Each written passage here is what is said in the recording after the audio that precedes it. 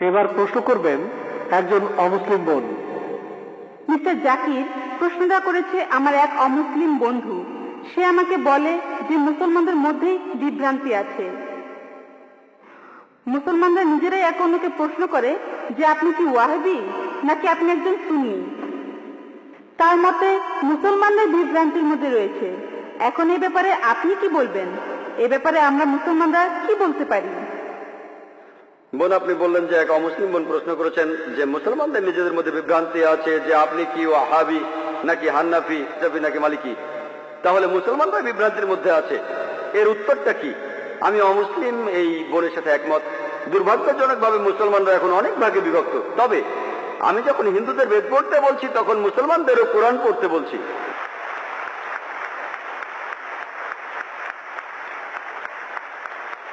আল্লাহ পবিত্র কোরআনে বলেছেন সূরা আল ইমরানের 103 নম্বর আয়াতে আল্লাহ তাআলা বলেছেন ওয়াতাসিমু বিহাবলিল্লাহি জামিআন ওয়া লা তাফাররাকু, আল্লাহর রজ্জু শক্ত করে ধরো আর বিচ্ছিন্ন হও না। আমরা আল্লাহর রশি ধরবো, আর সেই রশি হলো পবিত্র কোরআন আর সহিহ হাদিস।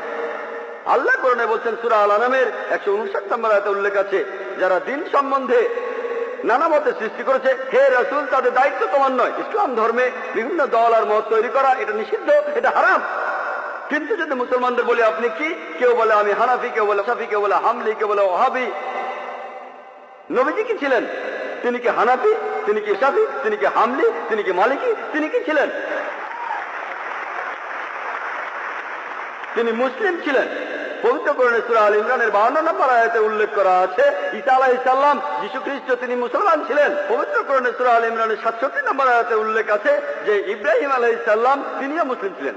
পবিত্র কোরআনে সূরা ফুসিলাতে 33 নম্বর আয়াতে উল্লেখ করা আছে ওয়ামান আহসানু ক্বালাম মিম্মান দাআ ইলাল্লাহি ওয়া আমিলা সালিহান ওয়া ক্বালা ইন্নানি মিনাল মুসলিমিন, সেই ব্যক্তির চেয়ে কে উত্তম যে মানুষকে আহ্বান করে আল্লাহর পথে, সৎকর্ম করে আর বলে আমি মুসলমান। আমাদের নবী মুহাম্মদ সাল্লাল্লাহু আলাইহি ওয়াসাল্লাম মুসলমান ছিলেন। আল্লাহই বলেছেন আমরা হব মুসলমান। মুসলমানের চেয়ে ভালো কোনো বিশেষণ নেই। আর চারজন বিখ্যাত ইমামের সবাই, ইমাম আবু হানিফা, ইমাম শাফি, ইমাম আহমদ ইবনে হাম্বল, ইমাম মালিক, আল্লাহ সবাইকে শান্তিতে রাখুন, তারা বিখ্যাত পণ্ডিত। আমি তাদের সবাইকে শ্রদ্ধা করি, পছন্দ করি। তারা বিখ্যাত পণ্ডিত। আর এই পণ্ডিতদের সবাই বলেছেন, এই চারজন ইমাম বলেছেন, যদি আমার কোনো ফতোয়া আল্লাহ ও রাসূলের বিরুদ্ধে যায় তাহলে তোমরা আমার ফতোয়াকে ছুঁড়ে ফেলে দাও।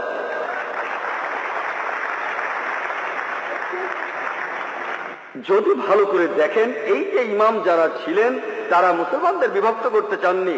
তারা চেয়েছিলেন মানুষ যেন মূল ধর্মগ্রন্থগুলো পড়ে, কোরআন আর সহিহ হাদিস।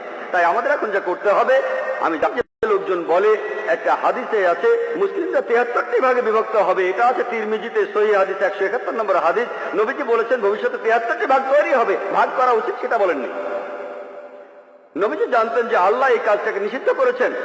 তাহলে যেটা করতে পারেন, আল্লাহ আর রাসূলকে মানেন, আর নিজেদের আপনারা যে নামে ডাকতে পারেন সেটা হলো মুসলমান।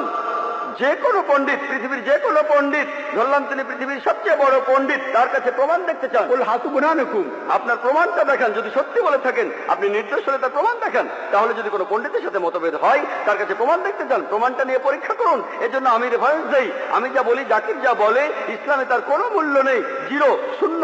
সেজন্যই বলি, জাকির বলেনি, আল্লাহ বলেছেন কুল হুয়াল্লাহু আহাদ, বলো তিনি আল্লাহ এক, অদ্বিতীয়। আমি জাকির বললে ইসলামে এটা মূল্যহীন, শূন্য।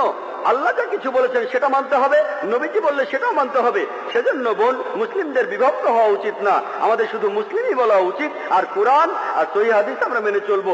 যারা বিভিন্ন মতের সৃষ্টি করে তারা ইসলামের বিরুদ্ধে।